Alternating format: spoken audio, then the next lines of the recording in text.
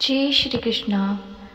आज हम भगवत गीता का अध्याय 1 शुरू करेंगे, जिसमें धृतराष्ट्र और संजय के बीच में बात हो रही है। धृतराष्ट्र बोले, हे संजय, धर्म भूमि कुरुक्षेत्र में एकत्रित युद्ध की इच्छा वाले मेरे और पांडु के पुत्रों ने क्या कहा? संजय बोले, उस समय राजा दुर्योधन ने चक्रव्यूह रचना युक्त पांडवों की सेना को देखकर और द्रोणाचार्य के पास जाकर यह वचन कहा, हे आचार्य, आपके बुद्धिमान शिष्य द्रुपद पुत्र धृष्टद्युम्न द्वारा व्यूहाकार खड़ी की हुई पांडु पुत्रों की इस बड़ी भारी सेना को देखिए।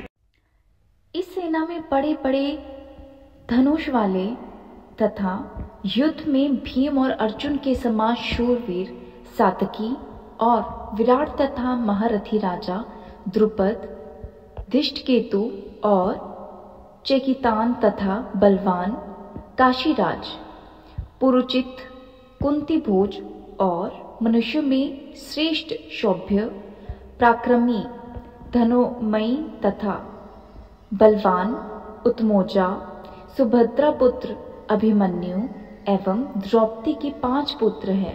ये सभी महारथी हैं। हे ब्राह्मण श्रेष्ठ, अपने पक्ष में भी जो प्रधान हैं उनको आप समझ लीजिए। आपकी जानकारी के लिए मेरी सेना के जो सेनापति है मैं आपको वो बतलाता हूँ। आप द्रोणाचार्य और पितामह भीष्म तथा कर्ण और संग्राम विजयी कृपाचार्य तथा वैसे ही अश्वत्थामा, विकर्ण और सोमदत्त के पुत्र भूरिश्रवा और भी मेरे लिए जीवन की आशा त्याग देने वाले बहुत से शूरवीर, अनेक प्रकार के सशस्त्रों से सुसज्जित और सब के सब युद्ध में चतुर हैं। दुर्योधन अपने महारथी योद्धाओं की प्रशंसा करके अब दुर्योधन दोनों सेनाओं की तुलना करते हुए अपनी सेना को पांडव सेना से अपेक्षा में अधिक शक्तिशाली और उत्तम बताते हैं और कहते हैं कि भीष्म पितामह द्वारा रचित हमारी वह सेना सब प्रकार से अजेय है और भीम द्वारा रचित इन लोगों की ये सेना जीतने में सुगम है। इस प्रकार भीष्म द्वारा संरक्षित अपनी सेना को अजय बताकर अब दुर्योधन सब ओर से भीष्म की रक्षा करने के लिए द्रोणाचार्य आदि समस्त महारथियों से अनुरोध करते हैं। इसलिए सब मोर्चों पर अपनी अपनी जगह स्थित रहते हुए आप लोग सभी निस्संदेह भीष्म पितामह की दुर्योधन के द्वारा अपने पक्ष के महारथियों की विशेष रूप से पितामह भीष्म की प्रशंसा किए जाने का वर्णन सुनकर अब संजय उसके बाद की घटनाओं का वर्णन करते हैं। कौरवों में वृद्ध बड़े प्रतापी पितामह भीष्म ने उस समय दुर्योधन के हृदय में हर्ष उत्पन्न करते हुए उच्च स्वर से सिंह की दहाड़ के समान गरजकर शंख बजाया। इसके पश्चात शंख और नगाड़े तथा ढोल, मृदंग और नरसिंगे आदि बाजे एक साथ ही बज उठे। उनका वह शब्द बड़ा भयानक हुआ। धृतराष्ट्र ने जब पूछा था कि युद्ध के लिए एकत्रित होने के बाद मेरे और पांडु पुत्रों ने क्या किया, उसके उत्तर में संजय ने अब तक धृतराष्ट्र के पक्ष वालों की बात सुनाई। अब पांडवों ने क्या किया उसके बारे में बताते हैं। इनके अत्यंत सफेद घोड़े से युक्त उत्तम रथ में बैठे हुए श्री कृष्ण महाराज और अर्जुन के भी अलौकिक शंख बजे।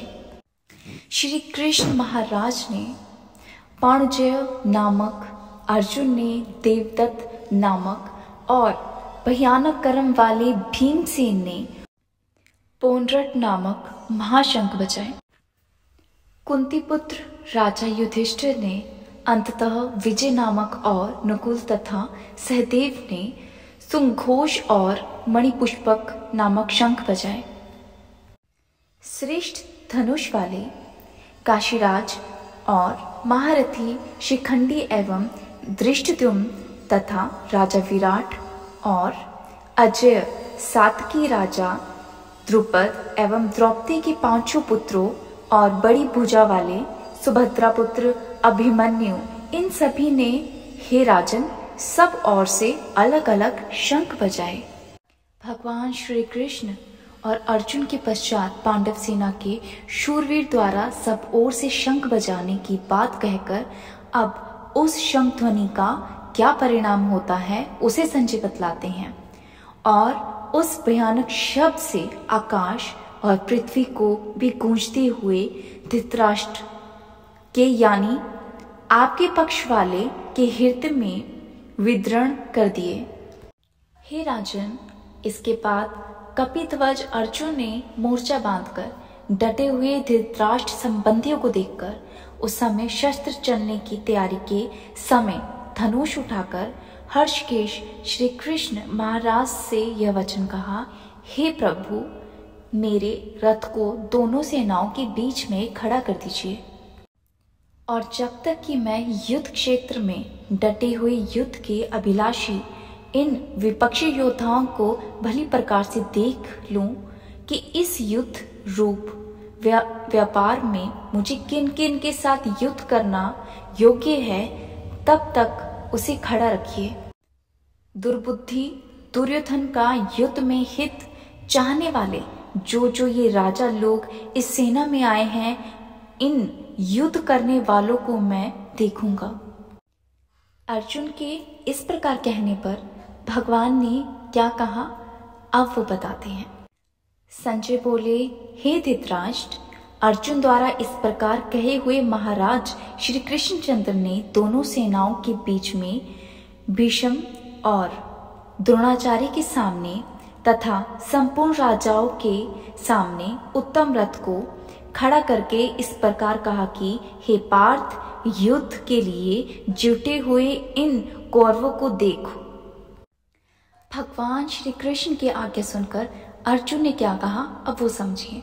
इसके बाद पृथापुत्र अर्जुन ने उन दोनों ही सेनाओं में स्थित ताऊ चाचों को, दादा परदादाओं को, गुरुओं को, मामाओं को, भाइयों को, पुत्रों को, पोत्रों को तथा मित्रों को, ससुरों को और सुहद्रों को भी देखा। उन उपस्थित संपूर्ण बंधुओं को देखकर वह कुंती पुत्र अर्जुन अत्यंत करुणा से युक्त होकर शोक करते हुए यह वचन बोले। अर्जुन बोले, हे कृष्ण, युद्ध क्षेत्र में डटे हुए युद्ध के अभिलाषी इस स्वजन समुदाय को देखकर मेरे अंग शीतल हुए जा रहे हैं और मुख सूखा जा रहा है तथा मेरे शरीर में कंपन एवं रोमांच हो रहा है।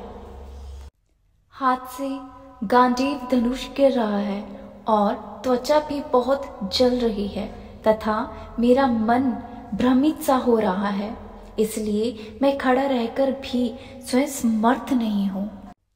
हे केशव, मैं लक्षणों को भी विपरीत ही देख रहा हूँ तथा युद्ध में स्वजन समुदायों को मारकर कल्याण भी नहीं देखता। अर्जुन ने यह कहा कि स्वजनों को मारने से किसी प्रकार का भी हित होने की संभावना नहीं है। हे कृष्ण, मैं ना तो विजय चाहता हूँ और ना ही राज्य तथा सुखों को ही। हे गोविंद, हमें ऐसे राज्य से क्या प्रयोजन है अथवा ऐसी भोगों और जीवन से भी क्या लाभ है। हमें इनके लिए राज्य, भोग और सुख आदि अभी कष्ट है। वे ही ये सब धन और जीवन की आशाओं को त्याग कर युद्ध में खड़े हैं। गुरुजन, ताऊ चाचे, लड़के और उसी प्रकार दादे, मामे, ससुर, पुत्र, साले तथा और भी संबंधी लोग हैं। हे मधुसूदन, मुझे मरने पर भी अथवा तीनों लोगों के राज्य के लिए भी इन सबको मैं मारना नहीं चाहता हूँ। फिर पृथ्वी के लिए तो कहना ही क्या। यहाँ यदि पूछा जाए कि आप त्रिलोक के राज्य के लिए भी उनको मारना क्यों नहीं चाहते, तो इस पर अर्जुन अपने संबंधियों को मारने में लाभ का अनुभव और पाप की संभावना बतलाकर अपनी बातों की पुष्टि करता है। हे जनार्दन, धृतराष्ट्र के पुत्रों को मार के हमें क्या प्रशंसा होगी? इन आतियों को मारकर हमें पाप ही लगेगा। अतएव हे माधव, अपने ही बांधव धृतराष्ट्र के पुत्रों को मारने के लिए हम योग्य नहीं हैं, क्योंकि अपने ही कुटुंब को मारकर हम कैसे सुखी हो सकते हैं। यहाँ प्रश्न यह भी हो सकता है कि कुटुंब नाश से होने वाला दोष तो दोनों के लिए समान ही है। फिर यदि इस दोष पर विचार करके दुर्योधन आदि युद्ध से नहीं हटते तो तुम ही इतना विचार क्यों करते हो?